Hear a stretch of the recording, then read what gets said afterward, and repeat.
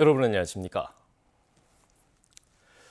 6.1 지방선거 공천 과정에서 더불어민주당 소속 일부 현역 단체장들이 후보 부적격 판정을 받은 데 이어서 현역 단체장 4명도 정밀 심사를 받고 있는 것으로 알려져 그 결과가 주목됩니다. 현역 단체장이 공천에서 배제될 경우 지방선거의 판도가 요동칠 것으로 보입니다. 보도에 이성각 기자입니다. 민주당 전남도당 후보 자격 심사에서 공천 배제된 현역 단체장은 유두석 장성군수와 김산 무안군수. 이들은 1차 컷오프에 반발하면서 무소속 출마를 검토하고 있습니다. 이런 가운데 민주당 전남도당이 현역 단체장 4명에 대해 정밀 심사에 들어간 상황이어서 현역 추가 컷오프 가능성도 남아 있습니다. 전남도당 관계자는 정밀 심사 대상자의 심의 내용은 부동산 투기가 의심되거나 수사기관으로부터 조사나 수사 중인 경우, 또 중앙당이 정한 부적격 사유에 해당하는지 추가 심사가 필요한 경우라고 설명했습니다. 정밀심사 대상 단체장들은 소명 자료를 제출한 상태로 다음 주 초쯤 부적격 여부가 최종 결론 날 예정입니다. 때문에 현역 단체장의 추가 공천 배제와 무소속 출마가 현실화하면 민주당과의 1대1 구도로 치러질 가능성이 큽니다. 여러 무소속 후보들이 민주당 후보와 맞붙는 구조가 만들어지기 때문에 실제 경쟁하는 후보도 그렇고 심리적인 연대는 가능하다라는 거죠. 민주당의 광주구청장 공천 심사에 대한 반발도 여전해 컷오프된 현역 단체장의 거취가 광주 전남 지방선거에 가장 큰 변수로 떠오르고 있습니다. KBS 뉴스 이성각입니다. 대통령직 인수위원회가 국정과제 최종안을 당선인에게 보고하는 시한이 이제 열흘쯤 남았습니다. 광주시는 새 정부의 기조와 맞물린 AI 반도체 산업 등을 집중 공략하고 있는데요. 광주는 광주와 서울을 2시간대로 연결하는 고속도로의 확충을, 전남은 농협중앙회 전남 이전을 새로운 사업으로 건의했습니다. 보도에 최혜진 기자입니다. 올해 완공 예정인 국가인공지능 데이터센터, 인공지능 반도체 칩을 실증하는 장비가 들어섭니다. 이를 기반으로 수조 원을 투입해 대기업의 AI 반도체 공장까지 유치하겠다는 게 광주시의 구상입니다. 당선인 공약이고 새 정부의 반도체 초강대국 기조와도 맞물립니다.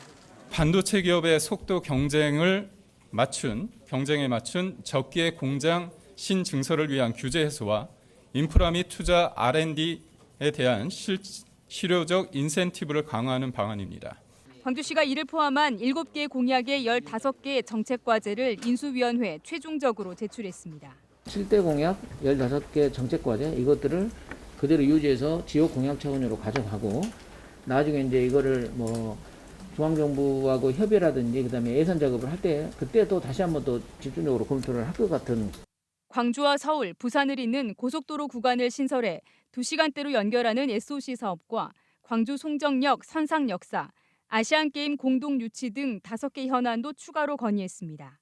전남은 기존 7개 공약 외에 새로 발굴한 농협중앙회 본사의 지방 이전과 수건 사업인 국립의과대학 설립 등 5개 현안을 제안했습니다. 인수위원회는 국정과제와 지자체별 공약을 검토해 오는 25일 최종안을 당선인에게 보고할 예정입니다. KBS 뉴스 최진입니다. 윤석열 정부의 초대 장관 후보자에 최종적으로 광주와 전남 출신 인사는 포함되지 않았습니다. 윤석열 대통령 당선인이 어제까지 3차 인선을 통해 발표한 18개 부처의 장관 후보자는 영남권 출신이 7명, 서울 4명, 충청권 4명 등으로 호남에서는 전북 출신의 이상민 행정안전부 후보자 1명이 포함됐고 광주와 전남 출신은 없었습니다. 이에 대해 민주당 광주시당은 성명을 내고 호남을 배제한 내각 인선은 국민 통합의 기대를 저버린 퇴행 인사라고 비판했습니다. 코로나19에 걸리면 헌혈을 할 수가 없는데요. 이 확진자 급증 상황에 따라 혈액 보유량이 적정치의 절반 수준으로 떨어졌습니다. 혈액원이 헌혈에 동참해달라는 재난 문자까지 보낼 정도입니다. 보도에 김혜린 기자입니다. 혈액을 보관하는 냉장실 선반이 텅 비었습니다. 어제 0시 기준 광주의 혈액 보유량은 2.61분. 5일분 이상을 보유하고 있어야 비상 상황에 대비할 수 있지만 그 절반밖에 되지 않습니다. 코로나19 확진자는 완치되더라도 4주간 헌혈이 제한되는데 확진자가 급증하면서 헌혈자가 줄어든 탓입니다. 저희 광주 전남 혈액원에서는 10대, 20대 헌혈자가 굉장히 많거든요. 근데 또 그 반면에 10대, 10대 확진자들도 굉장히 많고요. 그러다 보니까 체활은 좀 안 되고 있고. 헌혈의 집은 한산합니다. 작년까지만 해도 이곳에서 하루 평균 70명이 넘는 사람들이 헌혈했지만 오미크론 확산 이후 헌혈자가 절반 가까이 줄었습니다.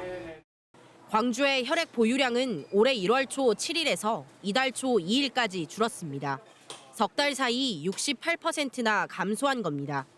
광주에서 기관이나 학교, 군부대 등 단체 헌혈을 취소한 곳도 올해 들어 34곳에 달합니다. 다급해진 혈액원은 광주시와 협의해 헌혈에 동참해달라는 재난 문자까지 발송했습니다. 헌혈을 성인 되고 나서는 거의 한 적이 없고 이제 중고등학생 때 이제 헌혈 차나 그럴 때 이제 했었는데 이제 최근에 코로나 때문에 피 부족하다고 SNS 같은 데서 보고 이제 일 안 하는 날에 이제 오게 됐습니다. 광주 전남 혈액원은 병원에서 긴급 수혈 등을 위해선 안정적인 혈액 확보가 시급하다며 적극적인 헌혈 동참을 호소했습니다. KBS 뉴스 김혜린입니다. 6일 지방선거 광주와 전남 지역 기초단체장 후보들을 소개하는 순서입니다. 광주 북구청장 선거는 재선에 도전하는 민주당 문인 현 구청장이 경선 없이 본선에 직행한 가운데 국민의힘 강백룡 후보와 1대1로 맞서게 됩니다. 보도에 유승용 기자입니다. 광주 북구청장 선거는 일찌감치 대진표가 짜여졌습니다. 재선에 도전하는 문인 북구청장은 민주당 내 경쟁자가 없어서 본선 주자로 확정됐습니다. 문 구청장은 광주 자치구 가운데 처음으로 예산 1조 원 시대를 여는 등 북구 발전을 이끌어왔다며 생활문화 인프라 확충과 포스트 코로나 대비로 실질적인 주민 생활의 변화를 가져오겠다고 밝혔습니다. 생활 SOC 르네상스 시대를 열겠습니다. 선제적으로 민생 경제를 활성화할 수 있는 위기에 강한 경제 도시를 구축하겠습니다. 국민의힘 강백룡 후보는 30여 년 공직 경험과 새 정부 여당 단체장의 강점을 강조하며 바닥 민심을 다지고 있습니다. 강 후보는 북구청사 7지구 이전과 광주 도시철도 운암동 연장 등 북구 내 지역별 공약에도 공을 들이고 있습니다. 7지구에 북구청을 옮겨가지고 경제를 살리겠습니다. 반드시 운암동의 지하철을 연장시키는 사업을 제가 추진할 겁니다. 선거가 40여일 남은 상황에서 광주 북구청장 선거는 사실상 본선 경쟁이 시작됐습니다. KBS 뉴스 유승용입니다. 더불어민주당이 강기정, 김혜경, 이용섭, 정준호 등 4명이 신청한 광주시장 후보 경선자를 강기정, 이용섭 2명으로 압축했습니다. 민주당 공천관리위원회는 어제 저녁 광역단체장 후보자 심사 결과 발표를 통해 광주시장 경선 후보자로 이용섭, 강기정 후보를 지명했습니다. 민주당은 이의 신청 절차를 거쳐 컷오프 결과를 확정지을 계획입니다. 민주당 광주시당이 문인 북구청장을 단수 추천하고 동구와 남구청장 경선 후보를 컷오프 없이 각각 4명과 3명으로 확정한 가운데 TV토론 등 본격적인 경선 일정에 들어갑니다. 광주시당 선거관리위원회는 18일과 19일에 남구, 동구 후보자 TV토론을 열고 21일과 22일에는 경선을 실시하기로 했습니다. 일부 후보가 공천 배제에 대해 반발하고 있는 서구와 광산구의 경우 중앙당의 결정이 나오는 대로 면접과 TV토론, 경선 등의 일정을 확정할 방침입니다.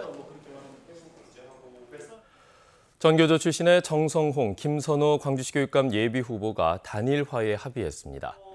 두 예비후보는 어제 기자회견을 열고 유치원과 초중고등학교 교육과 무관한 교수와 총장 출신이 교육감 후보로 나서서 안타깝다며 진보 후보 단일화의 필요성을 주장했습니다. 두 예비후보는 단일화 방식과 시기에 대해서는 전교조와 교육단체로 구성된 광주 민주진보교육감 후보 단일화 추진위원회와 함께 추후 결정하겠다고 밝혔습니다.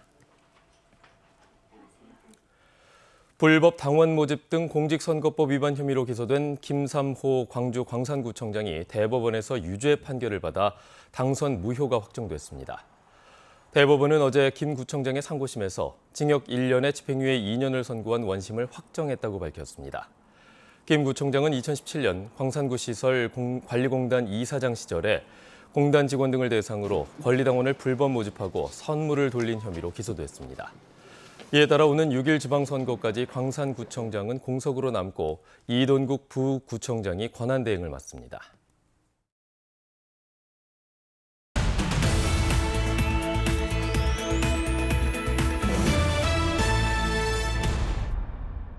광주 전남 지역 농민운동의 역사적 의미와 뜻을 계승 보존하기 위해 광주 전남 농민운동 역사관 건립 사업이 추진됩니다. 농민운동 역사관 건립추진위원회는 남도의 농민운동사는 민주화 과정에서 큰 의미를 갖고 있지만 제대로 된 평가가 없다며 역사관 건립을 통해 농민운동을 재평가해야 한다고 밝혔습니다. 신안군이 관광객들의 탐방 편의를 위해 지도 갯벌 도립공원 탐방로를 조성했습니다. 탐방로는 지도 본도와 무인도인 거북섬을 연결하며 해상 443m와 거북섬 내부 507m 등 모두 950m에 이릅니다.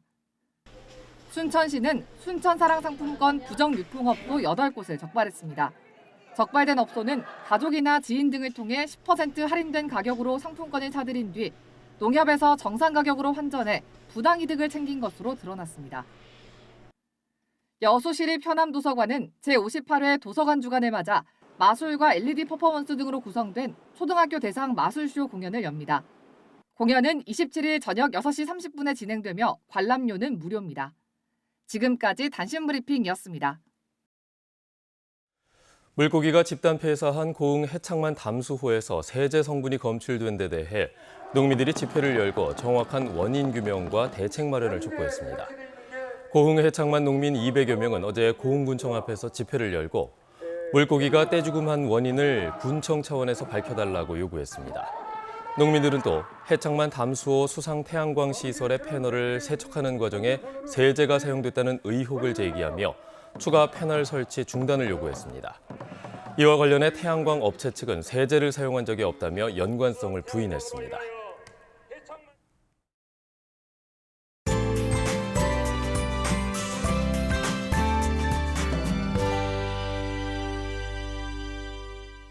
오늘은 하늘까지 맑게 드러나면서 완연한 봄 날씨를 즐기기에 좋겠습니다. 아침 기온 광주가 10도 안팎으로 어제와 비슷하게 시작하고 있고요. 낮 최고 기온 21도까지 올라 포근하겠습니다. 주말 동안에도 아침 기온은 오늘보다는 조금 낮겠지만 맑은 하늘과 함께 큰 추위는 없겠습니다. 전남 해안 지역을 중심으로는 바람이 강하게 불고 있습니다. 거문도와 초도에는 강풍주의보가 발효가 됐는데요. 오늘 순간 풍속 초속 15m 안팎의 돌풍이 부는 곳들 있겠습니다. 지역별 기온 살펴보겠습니다. 아침 기온 어제와 비슷하게 시작하고 있는데요. 담양이 10도 가리키고 있고요. 한낮 기온은 화순 22도로 포근하겠습니다.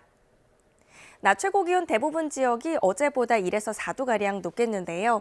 여수 18도, 광양 22도가 예상됩니다. 목포의 낮 최고 기온은 17도로 어제보다 1, 2도가량 낮겠고요. 강진과 장흥 22도까지 오르겠습니다. 신안을 비롯한 도서 지역은 14도에서 16도가 예상됩니다. 먼바다를 중심으로 풍랑주의보가 발효 중입니다. 내일까지 바람이 강하게 불고 물결이 최고 4m로 높게 일겠습니다. 당분간 대체로 맑겠고요. 일교차가 크게 벌어지는 만큼 건강관리 잘 하셔야겠습니다. 날씨였습니다. 뉴스를 마칩니다. 여러분 고맙습니다.